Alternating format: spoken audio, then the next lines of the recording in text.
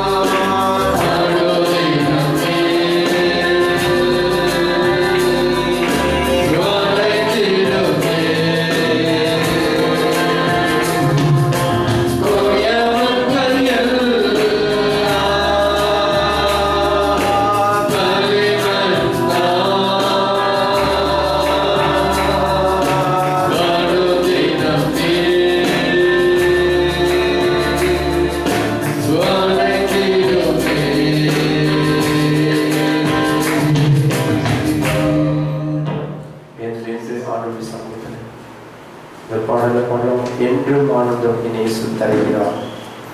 உற்சாகத்தோடு பாடலாம். Thank you Lord. ஓ நன்றியோடு துதிக்கிறோம். உண்மை போற்று. என்றும் ஆனந்தம் இயேசு தருகிறார். துதிப்பேன் துதிப்பேன் துதித்து கொண்டே இருப்பேன். ஹல்லேலூயா. ஓயாமல் துதித்து நாமத்தை பயன்படுத்துகிறேன். Thank you Lord. நன்றியோடு துதிக்கிறோம். நன்றியோடு துதிக்கிறோம். ஒருபடி பாடலாம். Thank you Jesus. Hallelujah. Praise the Lord.